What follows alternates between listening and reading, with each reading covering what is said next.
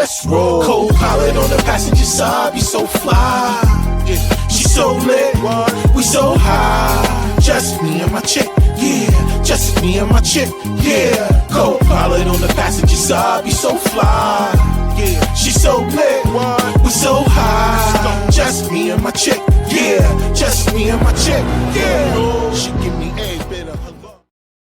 Yo, what up, y'all? Welcome to another one, man. It's your boy Rob One, and this is Convo Corner, the special edition of Spark-N-Conversation, man, where I talk to some of the world's most interesting leaders and professionals in the game, man. People that's paving the way for people like me and those like you that's paying attention to what's going on out here. And you know, I like to make sure that y'all know that everybody has a vision and everybody has a purpose. And sometimes the way that you find your way to your purpose is just by doing the things that you love to do. Very few people understand that. I think a lot of people feel like they need to go out and learn something that they don't think they know in order for their purpose or their understanding to be there. But what we all know is that it's things that are birthed in us. Everybody's born for a reason. And in those things is how you find your purpose if you just allow yourself to be you. The world is set up for us to be everything else other people want us to be, even from your parents starting you off into your neighborhood, your society, and all the other things that kind of influence us as we go.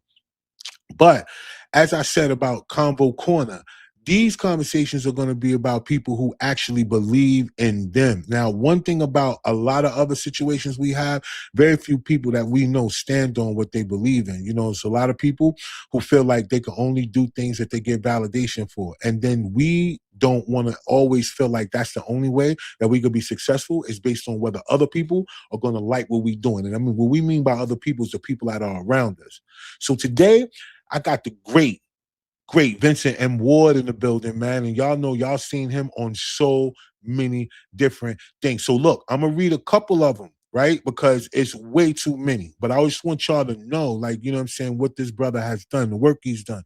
He's been in the movie Traffic, Ocean's 11, Bringing Down the House, 18 Fingers of Death, right? Lonely in Los Angeles, All Lies on Me, Cordially Invited, Three Can Play That Game, Get Smart, Bruce and Lloyd, Out of Control. That's all one right there, y'all, just so y'all know. Who Killed Bishop Brown, Robin in the Hood, All Play No Work, Peep Game, Was Profits, Ghetto Physics. I mean, and the list goes on. The Getaway. He was in Lost in the Pacific, The Death House.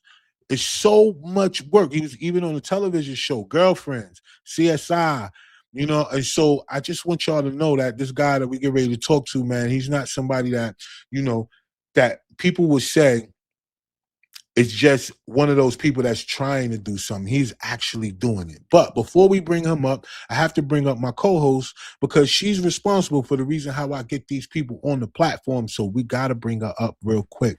Gloria, what's going on? What's up, Ron? Ain't nothing. We here. We back at another one. It's Convo Corner, episode 2. All things. We just doing what we do. We just doing what we do. That's facts. So tell me a little bit about the guy that we about to bring up, because I know you know him, you've interviewed him, you know him personally. So tell us a little bit about him outside of what I just read off that we could, you know, that the people need to know. It would take too long to tell you about Vincent. He actually needs, I think he should have a star on Hollywood Boulevard. Because as you have said, he has been he's done so much. I mean, he go way back, and he's a good actor. And more than that, he's just a good person, and he's very humble. And so I'm so welcome. I'm so glad that we have him on the platform today. Me too, because it says a lot. Because you're right. The brother has done, man, countless amounts of work. The Walking Dead. I mean, it's just so many different things that he's been a part of that he actually could, you know, he definitely could pick and choose where he'd like to share his information. So I'm thankful that he chose to share it with us. I know you have the opportunity to speak to him before, but definitely for me, you know, for everything that I have going on out here, this is an inspiration for me. So thank you so much for making the connection. Let's let's go ahead and get the brother up in here. All right. Brother Vincent. What's happening? What's up, brother? How you doing, man? For a minute there, hey, Gloria. For a minute there, I didn't even know if y'all was talking about me. I'm like, who is? But you know, a lot of that stuff was from the beginning. You know, when I first broke into this industry, and I'm always grateful for all of it, the big and the little. Man, that's dope, man. Yeah, because most people don't recognize that. Like you said, the big to the little mean that it was a grind Yeah. to get to each one of these places. And we know that it's not easy to be chosen. Mm. Because they say favor's not fair. And in the world of acting, as great as a lot of people are, you still have to be chosen. And you And have to be patient. You got to have faith. You know, I mean, you can get chose to do an independent film or a student film, but you know, my goal and my dreams and my faith, and it's more than, I say this all the time. It's more than just playing Oscar on The Walking Dead. It's winning an Oscar someday. You know, be in a position to be able to talk to people and be like, man, how did you do it? And I have that platform to say, well, this is how I done it.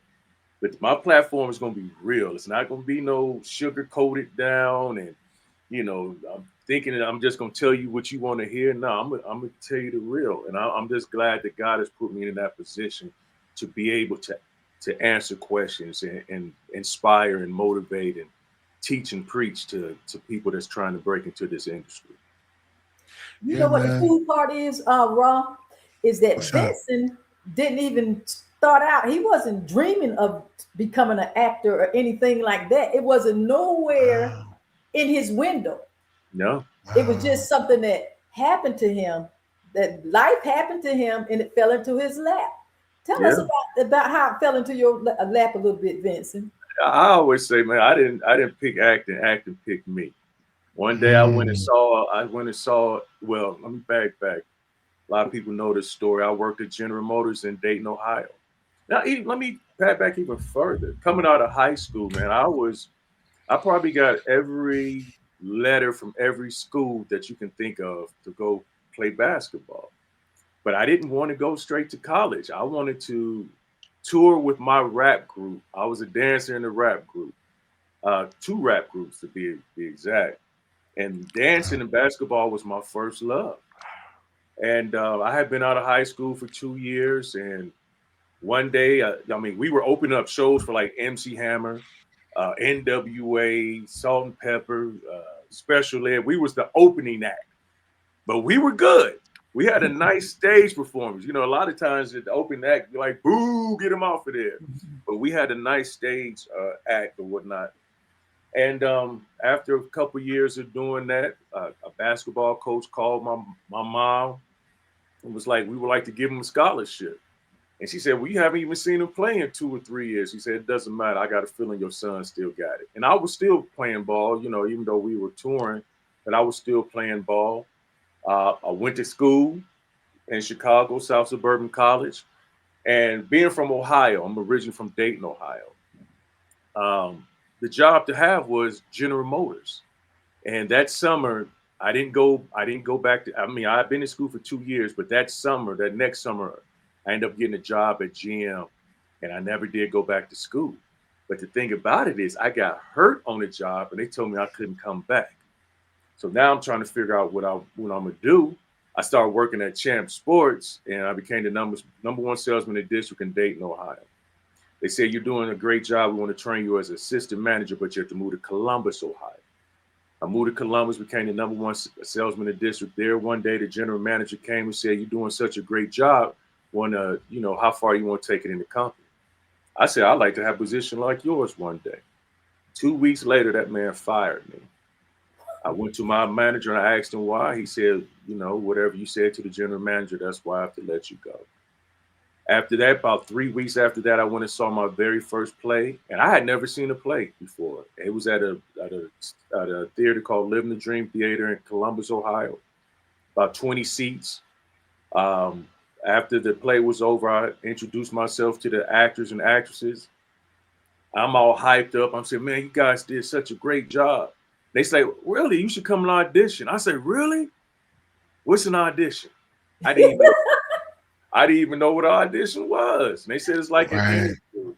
So I went, audition, and I've always had the entertainment blood in me, and I ended up getting a part, and that's how I broke into acting, but not knowing what audition was. Yo, that is crazy, man. So similar, man. I was a dancer, a backup dancer for Redhead Kingpin's brother. Oh yeah, His name was Ruby. His name was Ruby Red at the time. Well, yeah, and yeah.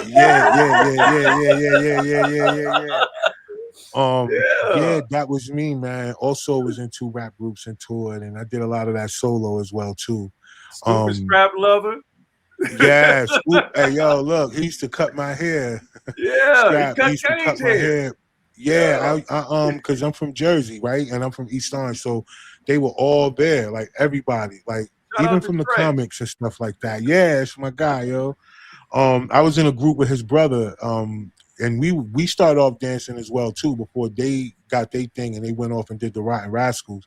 You know what I'm saying? But yeah, man. But yo, so let me ask you this: as you got to that point where the play was there, what made you take it past the play? Because in Ohio. First of all, I think people should know a little bit about the background in Ohio for us, because Ohio ain't nowhere to sleep on. Yeah. Like Ohio is real, especially in both of those, Columbus and Dayton, right? So there's some real spots. And so how was it navigating once you realized that, once the play happened, how did you navigate between, now I think I found something that I want to do? But the thing about it is, Champs tried to give me my job back. And I told them no. Yeah, they tried to give me my job back, and I told them no. Then after I went and auditioned for that play, I auditioned for a independent film called A Symbol of Love, and I ended up getting the lead role in that. And I started doing more and more plays. What people don't realize, if you can do a play, you can do anything, because once you hit that stage, it's all about action. It ain't no cut, so you got to have your stuff together.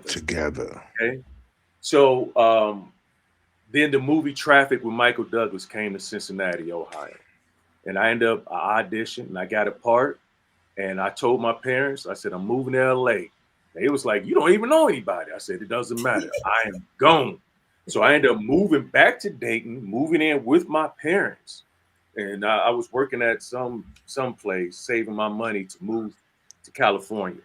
When it was time for me to move to California, GM had cut me a check for $10,000 telling me not to come back.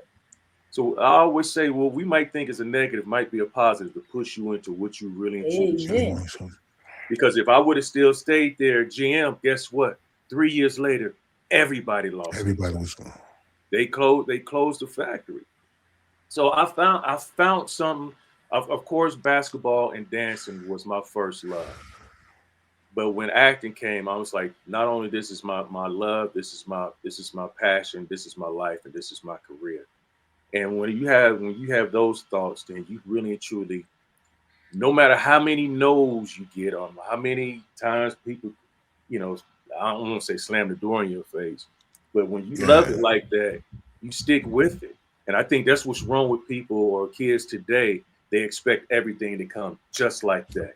And if it comes just like that, it might be something behind that, just like that. So I'd rather wait patiently than to, straddle that fence or do anything strange for a little piece of change, because I just can't do it. And I won't do it. And I'm not where I want to be, but I ain't where I used to be. So I know my best is yet to come. But I had to change myself as a man and as a person too, though. I had to stop, being a whoremonger and, that type of stuff. I had to, my first time on TV was on Jenny Jones. I'm a player and she knows it. And I'm on there bragging about how many women I've been with. It's like, I can't get to that next level of my life out here with those type of thoughts and with that type of energy. So, yeah. But look, so even with that, man, because man, I mean, it's just listening to that small portion of your story, man, it just resonates. It hits so hard, because there's times in our lives where we feel like we're the only ones.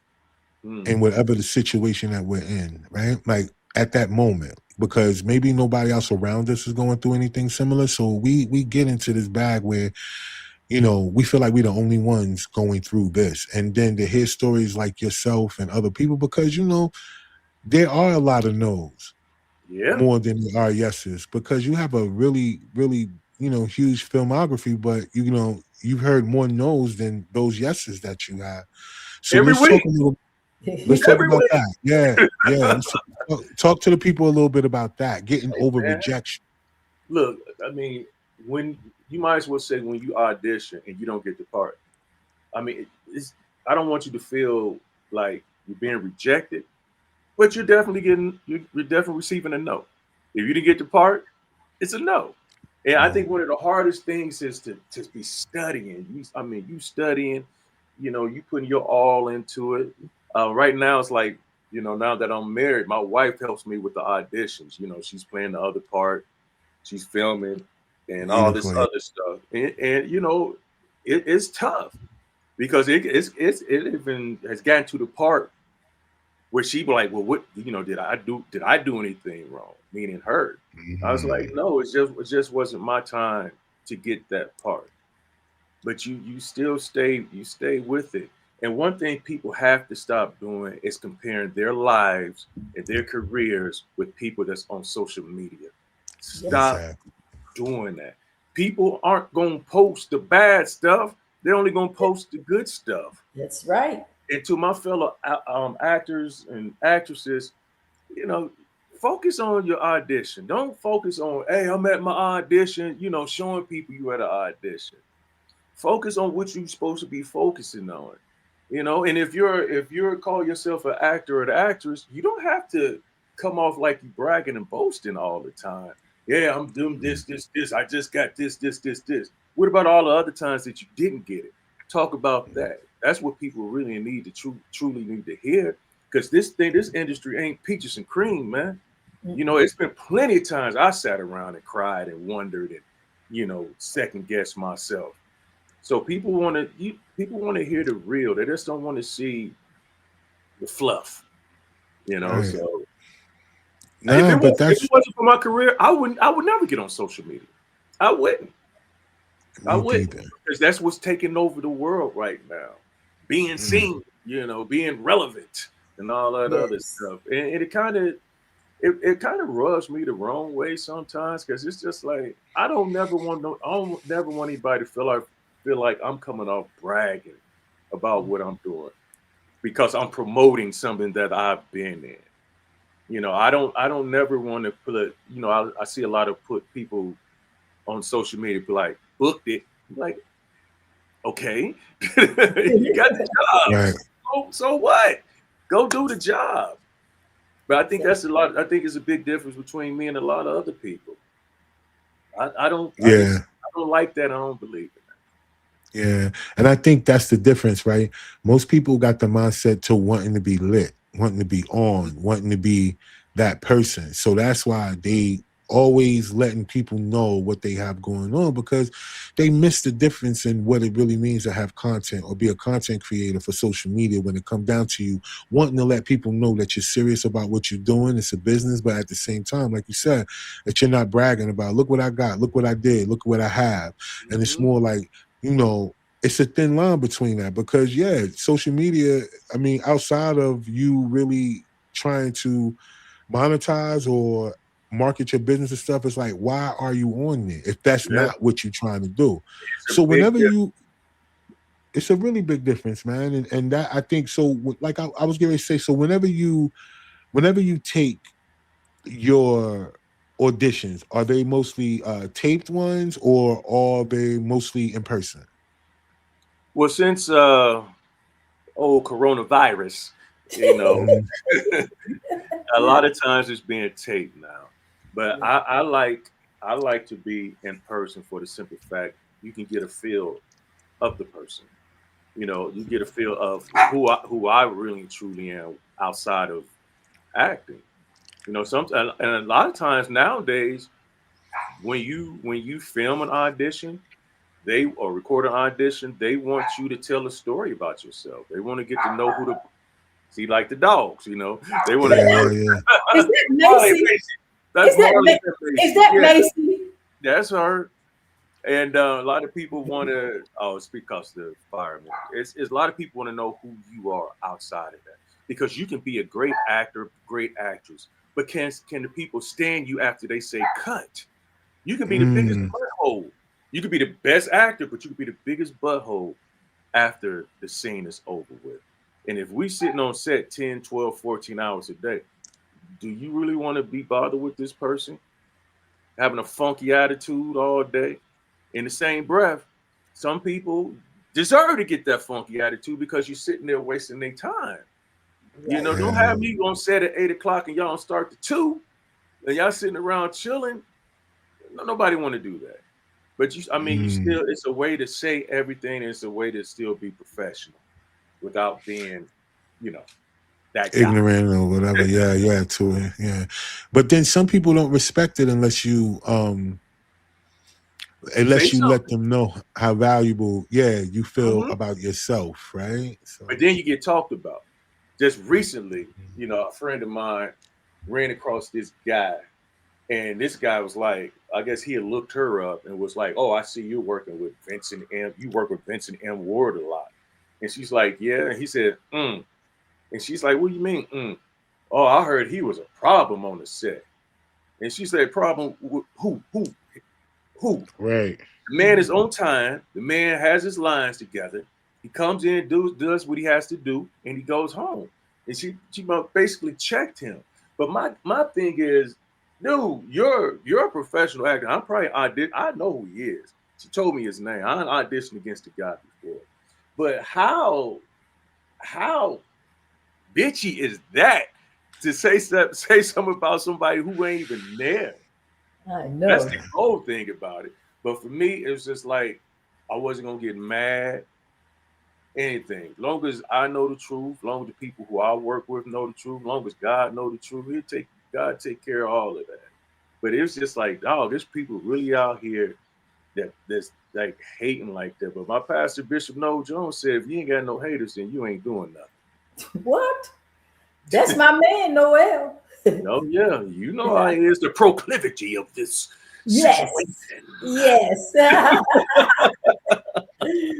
That is, but that's real though, because it is like that. And I think that's where social media plays a part in too, because people can say whatever they want, that people get a reaction, right? They're easily able to, you know what I mean? Like ruffle your feathers or, make themselves feel better just by making somebody they feel like is doing better than them feel bad, right? Just by words. I'm at the age where I would say something to you, not to be scrapping or whatnot, but why? Right. Why do you feel that way? Why do you think it was necessary for you to be on set and to go to the wardrobe person and say what you talk say? About?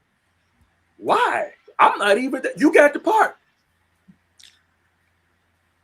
Sometimes my wife and my mom be like, "Well, don't say nothing to nobody." Yeah, I am. Yeah. I'm gonna say something to you. Yeah. You take it the way you want to take it. Yeah, because it's crazy, it's corny, and not only that, it's like it makes you, because at some point people have to meet each other.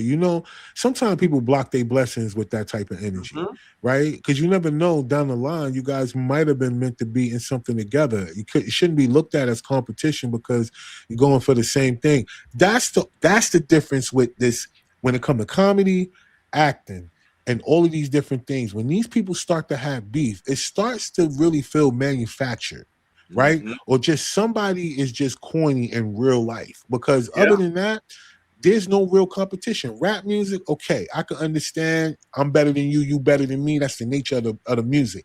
But it don't have to come to violence, even though it has. But we talking about comedy where you're supposed to be making people laugh. Now they beefing and they got all these issues. And then actors, what in the world? Like how? Like if a person gets a part and you don't get it and whatever, that's the nature of the game, because there are parts that both of y'all went for that neither one of y'all got. So how can that be? But that's the vibe. It's always a way for somebody to have some type of tug of war, pull or something, in the industries involving us. What do you think about that, yo? Because I don't know if it happens in other communities, but in our community, it seemed like that's the vibe. Like, we got to be against each other in order to be great. I think it's in other communities, to be honest with you. But by us being black, it's shown more. You know, it's like, Gotcha. look at these black people, or look at this acting like that. No matter what we do, it's gonna be highlighted. I don't care if it's positive or not. It's gonna, if it's positive, they're gonna try to dim that light. Yeah, But yeah, if yeah. it's negative, they're gonna make that light even brighter because of us. I don't know why in the world that black people are so hated, but we are so imitated all the time. And it blows my mind. You hate me, but you want me to come over here and shuck and jive with you.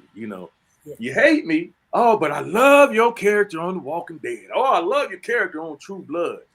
But you voted for old boy. You know what I mean? And I ain't gonna go into no politics, but we definitely don't represent the same thing or think the same way, especially when you're out there kidnapping people and separating families and all that other stuff. And if anybody be like, oh man, well, he thinks like this, so be it. I don't care. I do not care. I do not like what's going on in this world. And for us to be out here and say like Houston this past couple weeks out there just acting a plain donkey at the rodeo, it's embarrassing. Yes. It's embarrassing. It was just like, just go out there and have a good time. I remember the days of Freak Nick in Atlanta. Nice. It was all about having a good time. It wasn't, yeah, you might have had a fight here and there, but now these people shooting each other and all types of stuff. It's like crazy.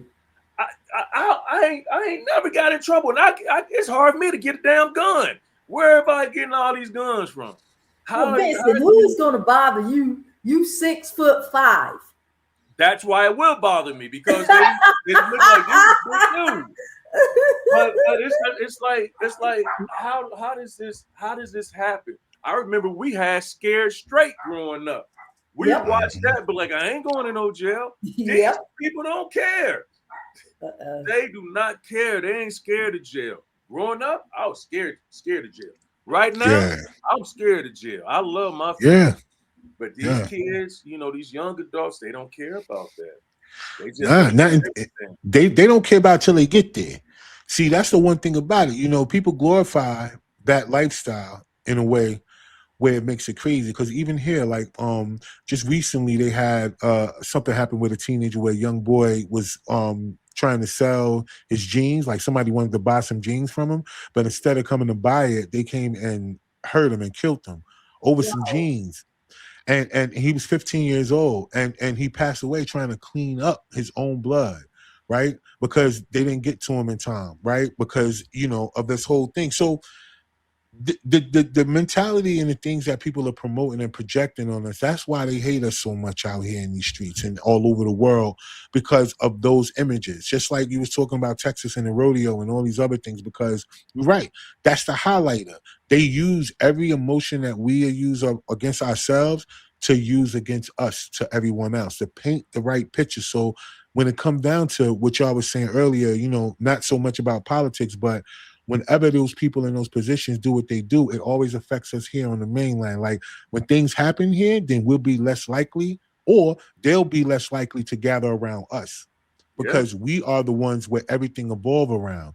You know what I mean? Everything. So at the end of the day, they will keep everybody else from rallying with us in those positions, because they paint us as these things, the heathens, the gangster, whatever those things are.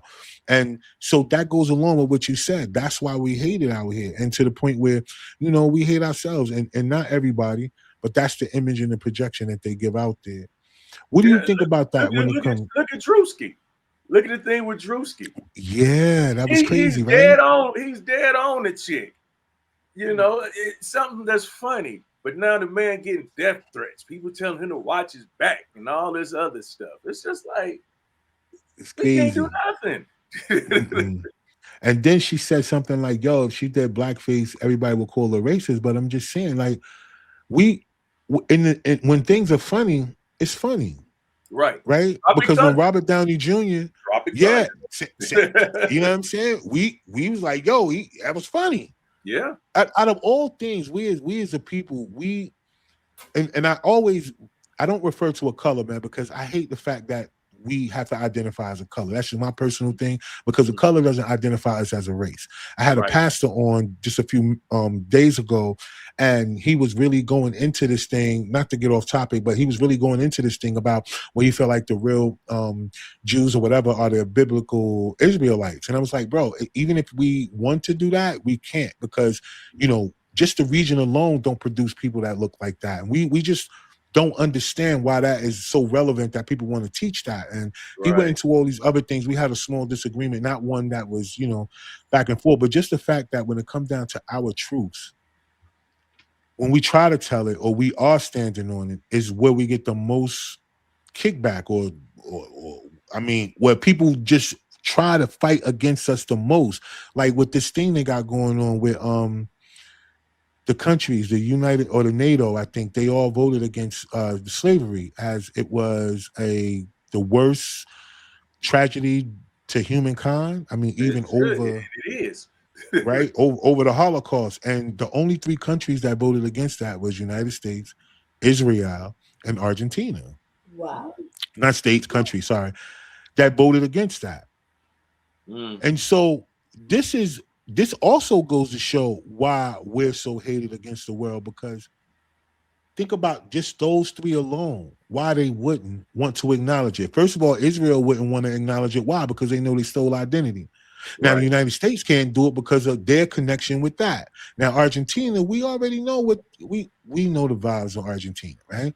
But at the end of the day, these are the things that I think a lot of people miss when it comes down to. I know this is off topic, my bad, but I guess we kind of. The thing about it is, it's like with you and the pastor.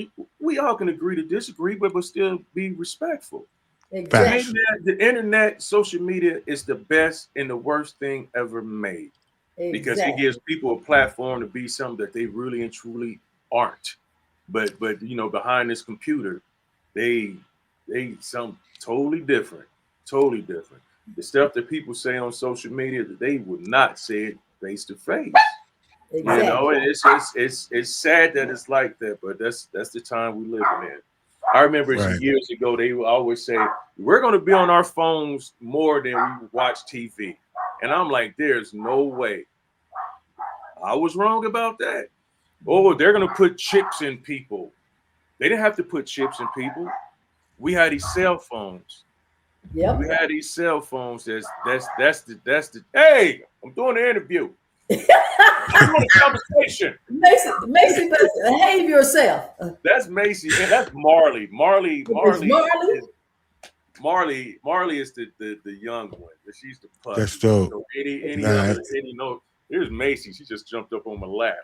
So hey, look, I'm cool, bro. Last time it was my son that was in the background doing all that. So yeah, we good. we good on this side. Yo, family is important. Right. No, Macy, you stop it, or Marley, whichever one it is. That's Marley. It's like she's now finding her voice. Oh, okay. Macy, this is Macy. Macy, I actually bought Macy at Macy's. Okay. True story. You find your voice later. Hold on. You gotta tell us. You gotta tell us that. What happened now? So I bought Macy at Macy's. At Macy's. At Macy's. In New York. Yeah, Macy's the store. So I was walking around in Macy's, and this girl had these 2 little cute puppies in her purse hanging out. I said, "Are you selling one of those?" She said, "I could." So I ended up buying Macy, and I named her Macy. That's dope. Now that is classic, y'all. That's classic. That's what you call a blessing. She just took her dogs with her. Didn't even know. Like her dogs were gonna make her some money that day.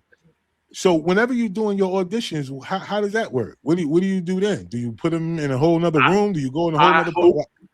I hope they be quiet. But Macy is getting smart, and Marley is getting it. Marley is only 6 months. Okay. Macy is 5. So now she know when I be like, shh, I got an audition. Her whole thing is, all right, I'm going to my bed, and I know he's gonna give me a treat afterwards. Oh, okay. Okay. But Marley is getting there. You know, she just wanna. I'm surprised she ain't playing with this toy that's squeaky. But you know, sometimes I just got to start over. Facts. Yeah, that happens, yo. That definitely. It's my furry babies, though. You know. Yeah. So you don't have any children? Man, I got 14 grandkids. What? Yeah, he's got a lot of children. Yeah, I got 5 kids. He said what? No, listen, because when most people say they got their fur, like they just that's them. That's it. Yeah. Like, yo, hey, you know, they ain't. Yeah. Nah. I know exactly what you mean by that, but nah, man, I all my family, everybody's back in date. Ah, gotcha. Me and my wife out here. We don't have any kids together, but we have Caitlin. Caitlin came with the wifey. So okay. You know, she's my daughter now. Yeah. So LA is a permanent home, like well, California or whatever. Yeah. That's the home now. LA, man. Right, so how do you 26 years? How much? 26. I came out here in 2000. Man, so you not Governor Newsom ain't running you off. I like Newsom. You like him? I like him. I you know, everybody ain't gonna get everything right, but the stuff that he does get right, I like. And the one thing I do like is how he talked about old boy. Yeah, I think that's the thing because you got both sides. You know, that's why. You know, when it comes down to places like that are big in entertainment, so to speak, like, you know, California, Atlanta, New York, you know, Chicago, and, you know, North Carolina used to be, right? With the Wilmington thing and the whole 9. And I think they still do a lot of stuff there, like big studios still there. North Carolina's coming up. It's New Orleans that was on fire. Yes. New Orleans was on fire. And what happened was, the governor said something about you know, gay people, and it was just like, oh really? Man, they started snatching all those shows from out of there. Ah, so New Orleans was popping too. Yes, because that's what it seemed like. Like when those regions, like whenever they get to that thing, it just becomes a whole lot of oversaturation. Do you think that is an issue too going on out there where you are? Well, no. What's going on out here? The problem is every place you just named gets tax breaks. So when you get tax break, you go and film out there, so you get most of your money back. But right now, no matter what, not New York, not Atlanta, not Toronto, California is still number 1. You know, Atlanta. What reality shows, and most of them on there lying about stuff, but we had everything: the commercials, the series, the movies. And when they do that tax break out here, it's gonna be a wrap for everybody else. You think it's coming? The tax break. I hope it. Well, you know, you got to do something, you know, because he got to do, especially about the homelessness. Definitely got to do something about the homelessness. This is ridiculous. California got the largest homeless population in America. God. I saw a documentary about a lot of those people who was on Skid Row. That's all they know. It's like they were born and raised.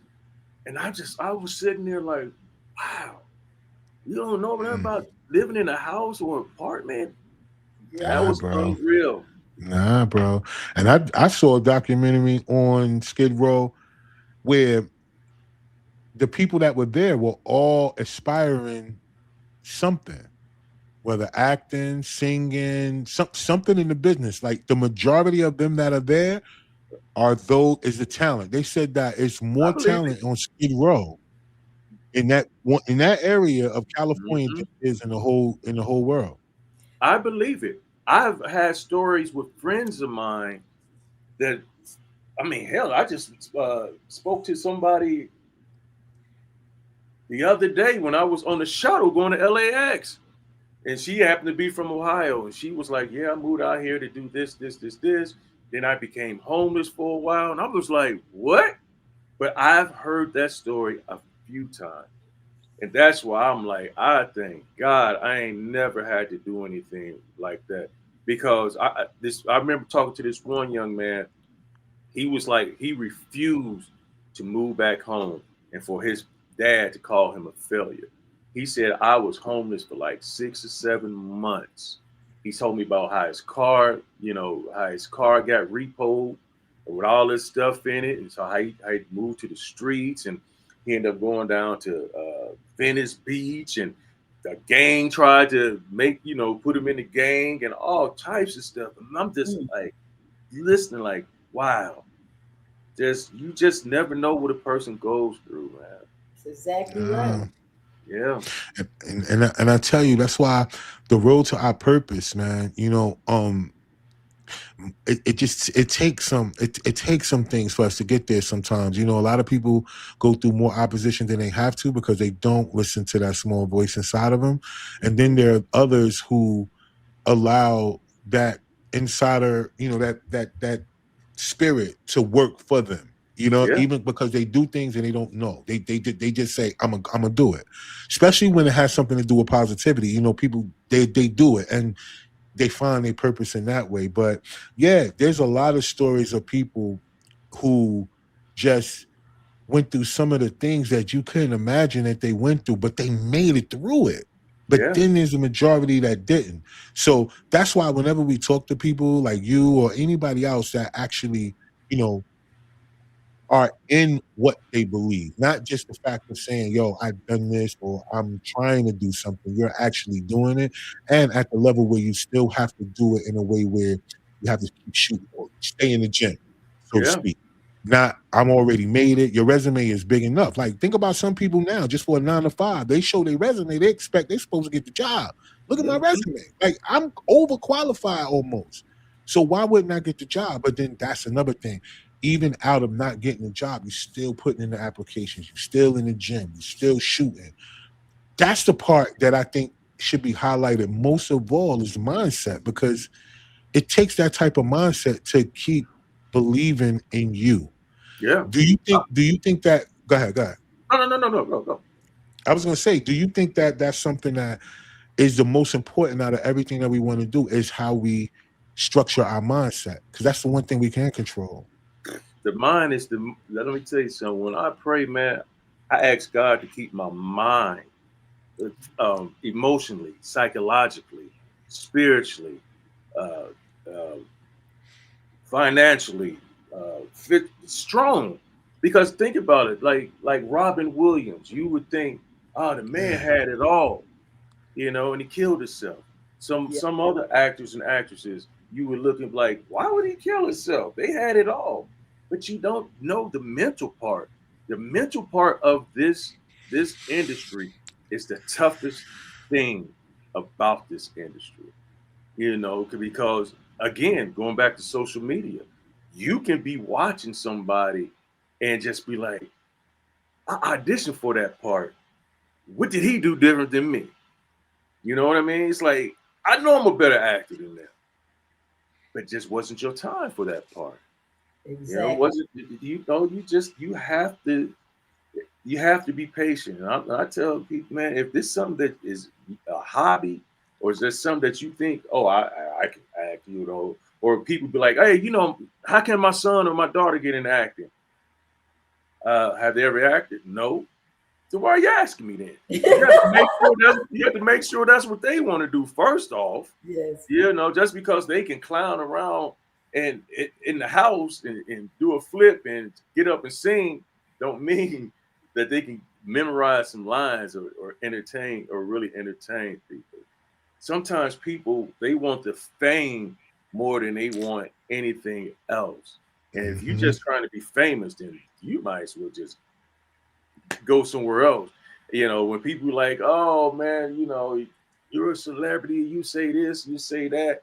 No, first of all, I'm not a celebrity. One, two, that word is gone out the window because you can have a big butt and twerking nowadays and be a celebrity. I mean, look at that. Look at Glorilla's sister, Glorilla. Yeah.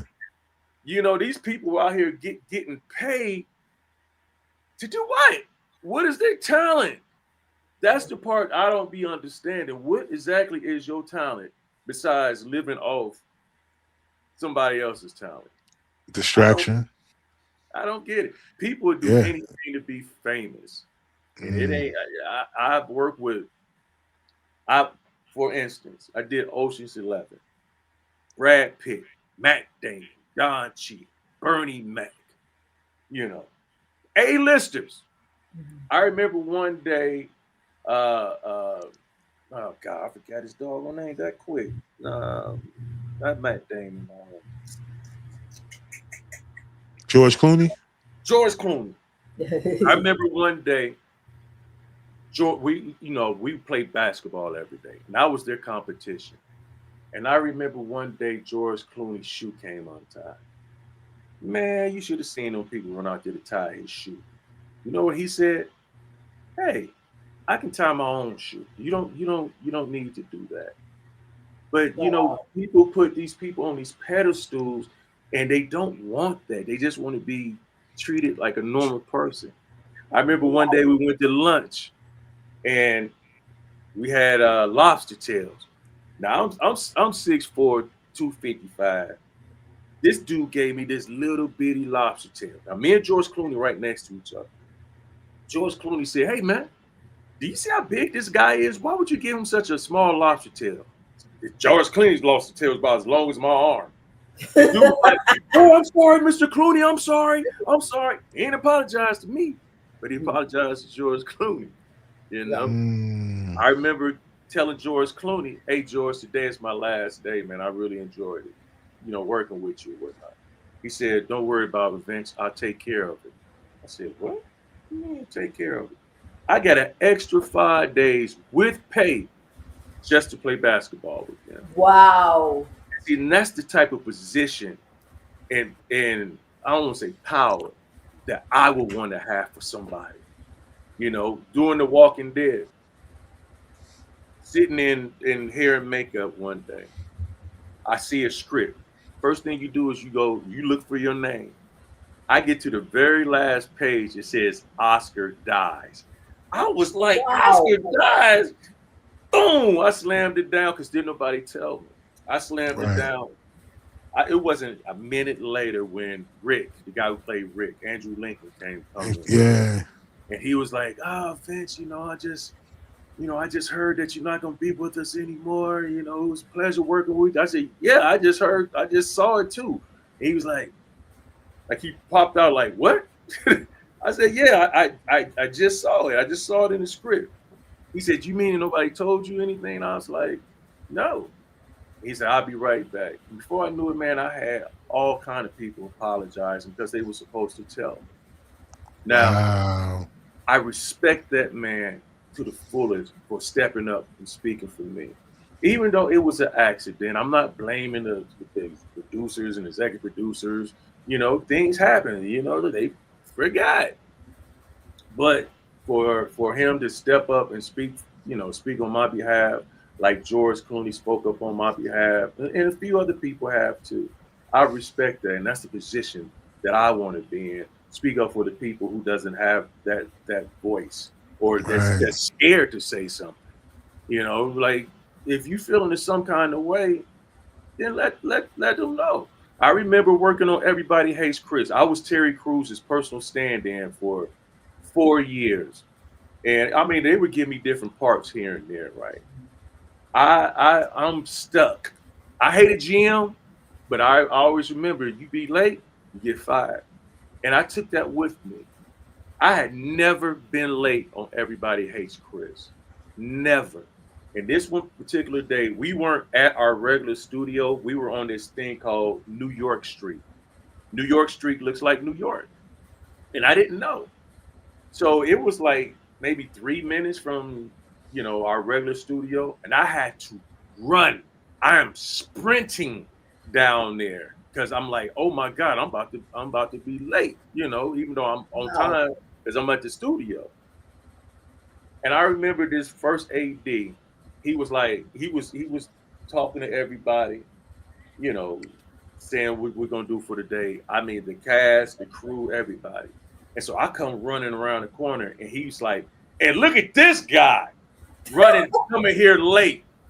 And everybody looking at me, right? And I looked at him. I was like, "Man, you gonna have a conversation?" And I was just a stand-in, but for him to front on me in front of everybody like that, and I told him, I flat out told him, I said, "Man, don't you ever do that to me again." I said, "I have never ever been late." He's like, "Oh, Vince, I know, I know." I said, "Well, if you know, why'd you just say that in front of everybody? Maybe we should bring everybody back up here so you can say, yeah, I know he ain't never been late." But sometimes you have to Right. speak up for yourself, or somebody Right. just crap on you. And I ain't saying That's kiss good. nobody's butt, be disrespectful, be rude, always be professional, but you also have to speak up for yourself. Facts.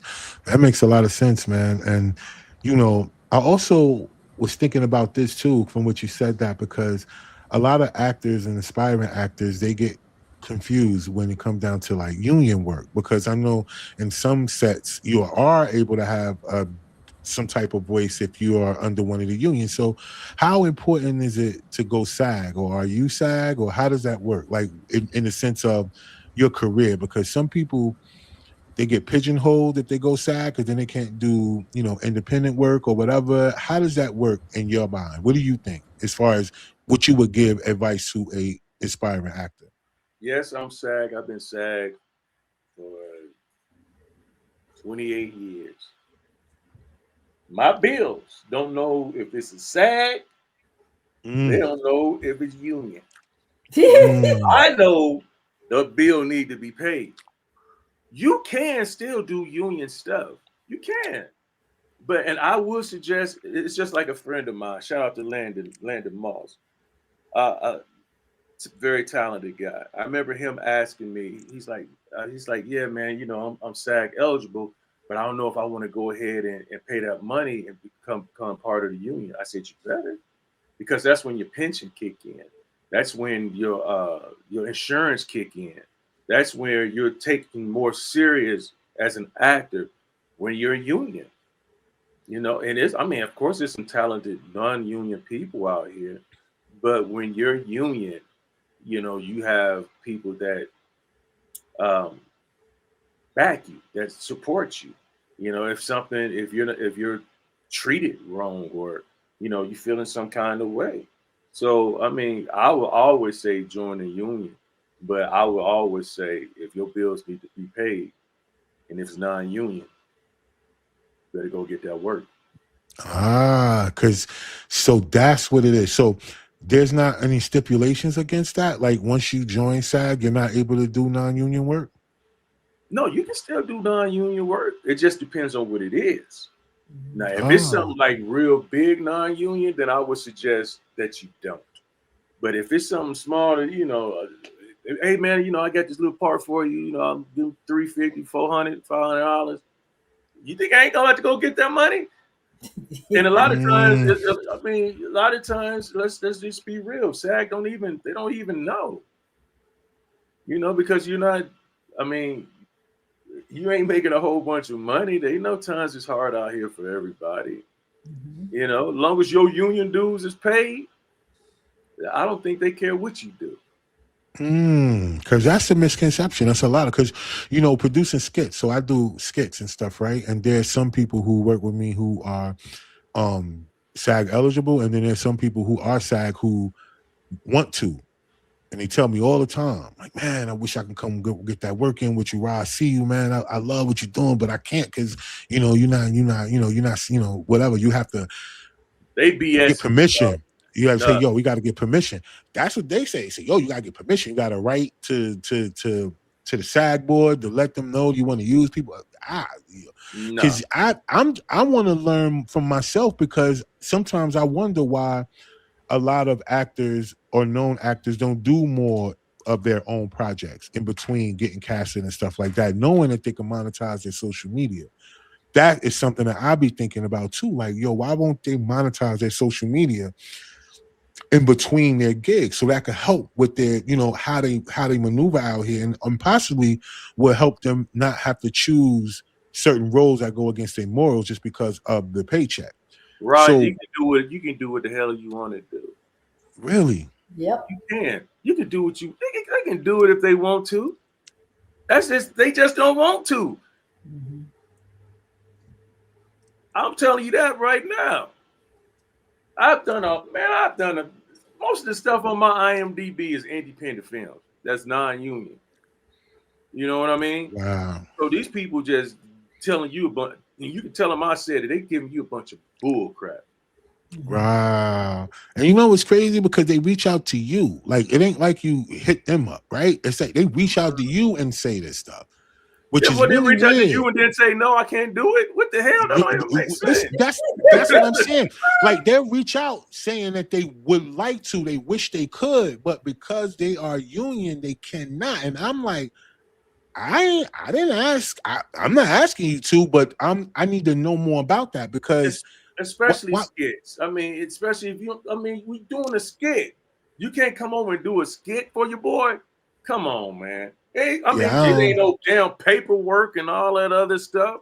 We're just doing some skits. They BSing you, dog. That is crazy. And then, I heard it was different tiers. Like, some people get SAG based on just their state level, and then they get another one that's like a national level that they can go to. I don't know. Is that a thing that keeps people in the pigeonhole as well too? I don't know. I've never heard about that. The only national that I heard about is national commercials.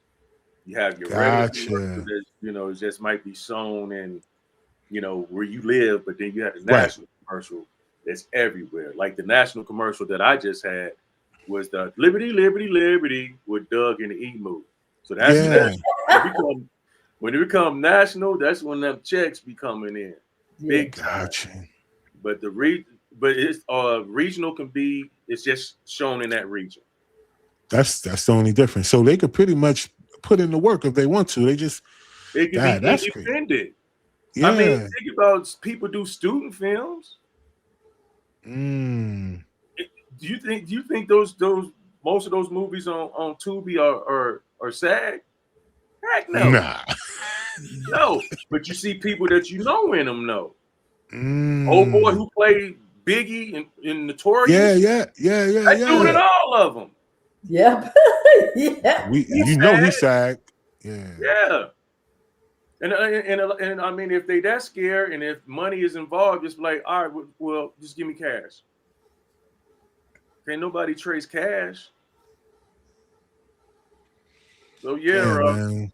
They just, and I think this is going to be great, man, because whenever we put this out and we put this information out, it's going to let a lot of people who've been holding themselves back, because a lot of people don't know. Like, I think what they do is like what you said. Their road to fame is that thought process, and that's it.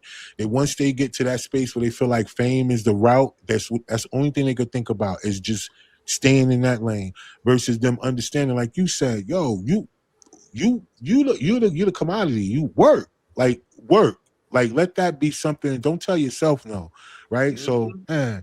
I mean, think about that big dude, the big black dude to be dancing and eating at all the restaurants. Oh yeah, Groove or whatever. Let me tell you something.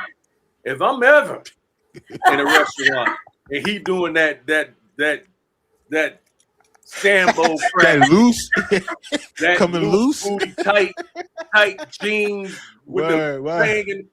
Man, I'm calling the police. Manager, get out of here with that Sambo crack. I'm not playing, man. Get him out of here. But the dude is everywhere.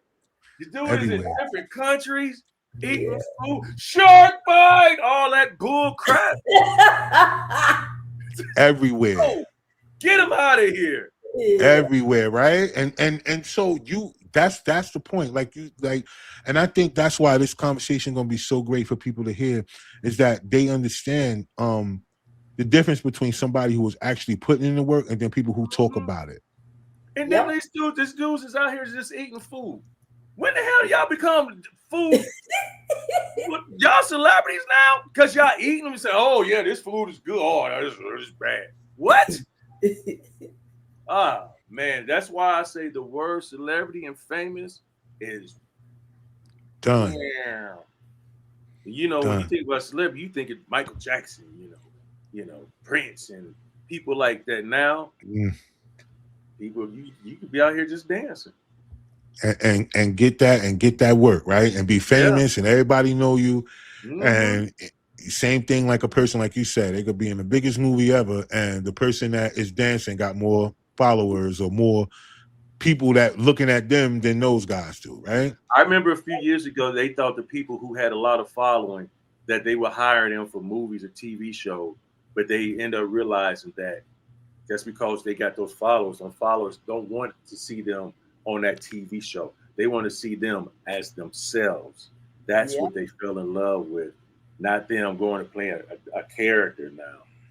So it transitioned over like they thought it would back in the day. Now people like I work with some people on reality shows that, you know, because it was like, for a reality show, what they gonna do? I mean, look at my girl Tammy Roman. Tammy Roman started off on the reality TV. Now she on Miss Pat. You know, she got her own cheating show, and we got a show together called House of Vicious, where she's not only the star, but she's the executive producer on it. So when people come in from reality shows or skits or whatever, and they come in and they take it serious, then that's totally different. It's just like what Samuel Jackson back in the day is like, I don't want no rapper in none of my movies. But then here come Will Smith, here come Queen Latifah, here come, you know, Ice Cube. Yeah. You know, it's a little different. Like did a play with Tretch not too long ago. We did the New Jack City play. New Jack City. Where he played Nino Brown. I played Dutter Man. You know, working with Snoop Dogg and then played Redemption of a Dog. You know, it has some reality show people in that, but it's how you use your platform. Exactly. You can't expect like you see some of these guys that they do the funny videos, then they want to call themselves comedians. No, comedians, when you get on that stage and you can rip it. A lot of them try to take that social media and try to get on that stage, and what happens? The Sandman come out. Or they get booed off of it. So sometimes, you know, hello Germany, sometimes you got to stay in your lane, or if you're gonna get in the other lane, perfect it, you know. Perfect it. Yes. Don't be afraid. Be halfway good at least. Yeah. Be willing to practice. Like, yo, be willing to practice. Be on time. This ain't that. When we say your call time is 9:45, you be there at 9:30. Yeah. I keep in my mind, I'd rather wait on them than for them have to wait on me. Facts. I think that's very important, man. And I also feel like, you know, people should be inspired by your conversation today, because, you know, people that look you up are going to see that, you know, you're not just talking, you put in the work. And then for the fact that, it's like I said, for however many projects and shows that you did, you got more no's and you got those yeses, and you still in the gym, like not giving up.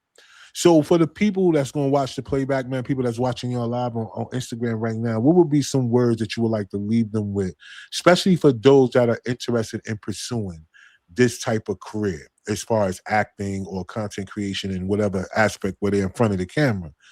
What would be your, you know what I'm saying, some of the things that you would tell them in order for them to either stay inspired, but part of what you said earlier, you ain't doing no fluff when you talk to them? The day you decide to give up may be the day that God decided to bless you.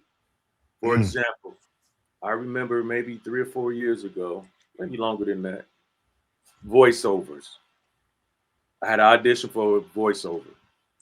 And at this time, I had probably been on 60 auditions. and never booked anything. This particular day, I always got to drive an hour there. I got to sit in there for an hour, wait for them to bring me back in the back. This particular day, I was fed up. I'm like, it's already bringing me down. I'm not booking these things. I'm done. I'm sitting there and I'm emailing my my manager at that time. And, you know, as I sit there, wait for them to bring me back to do the audition. So I'm emailing, and this day they called me back there kind of quick. So I didn't send it. I turned my phone off, went back there, did the audition. Come out, turn my phone on. I have a voicemail from that manager that I was emailing. So I'm like, I got nervous now. I'm like, wait a minute, I didn't even push send, right? And I'm just like, okay. So I called him back. I said, hey, what's going on? Hey, Vince, you busy? No, what's happening?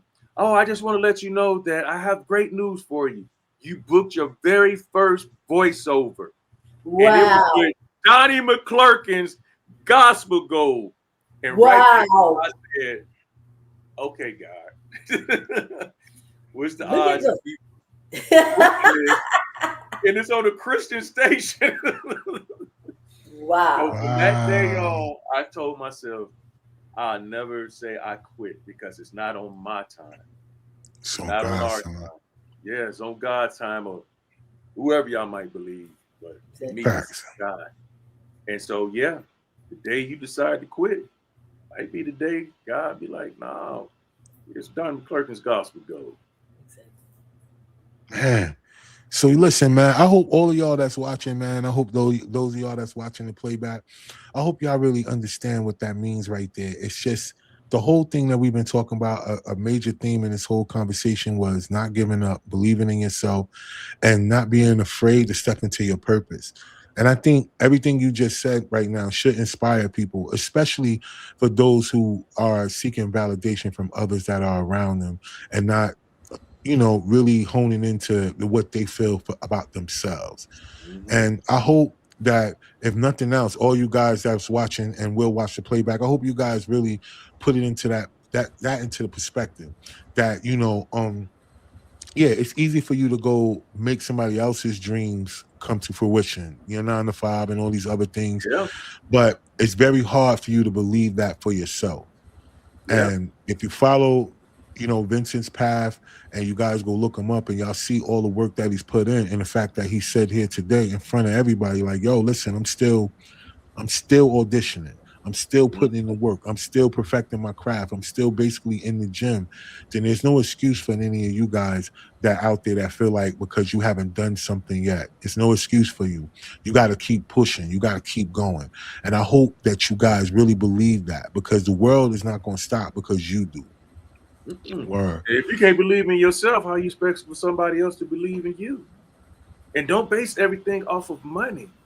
You know, when Gloria hit me up, what did I say? All right, when you need me. When you need me. It wasn't no funny style. It wasn't no, go ask my manager or my agent. You know, it's about growing together. It's about teaming up. I appreciate it, bro. Because I don't even like when Gloria said, "Hey, I got something." I'm like, "Okay." I don't even ask her how. I don't say, I don't be nothing. I just be like, "All right." But she told me, she's like, and the guy and how she set it up for you when I talked to Victor last week. She like, "Hey, and the next person I'm bringing, you're gonna know him." She didn't even say your name right there. Guess what I said? I said, you know what? I bet. I'm ready. Whenever you go, let me know. I didn't even ask her who you were until she said, "Hey, Rob." I said, thank you for thinking of me. It wasn't no mentioning award and all that other crap. It wasn't none of that. It was just, all right, what day? Man, yo, that's so special. That's what I'm saying. That's what it means to just don't block your blessing. Everything ain't for everybody, but what's for you is for you. And that's why whenever she say something, it's just like, all right, we got the dates. That's it. And when she told me who you were, I said, yo, my man. I said, yo, he on yo, word. He said, yeah. Like, but I'm like, all right, bet, let's do it. Like, yo, and I asked her too. She said, Rod, don't worry about that. But I asked her, I said, hey, these people gonna look me up first because if they do, they see that I'm still growing. I ain't there yet. She like, that. Don't even worry about that. Mm-hmm. Yeah. Like, it wasn't about she was on it. It's on it. It's all She good. said it. She said it, yo. So I appreciate you, brother. And Gloria, you got anything you want to say to the people before we get out of here? No, I just, basically just elaborating off of what you guys have said. Follow your passion. Find out. You know what? A lot of people don't know what their passion is. They don't know what their gift is. We all have one. We all have a gift. You have a passion. Whatever your God-given gift is, follow it, because that's where you're going to find your blessing. Yeah. And again, don't compare what you're doing to somebody on social media. Exactly. That's where people mess up at. Exactly. That's where they mess up at.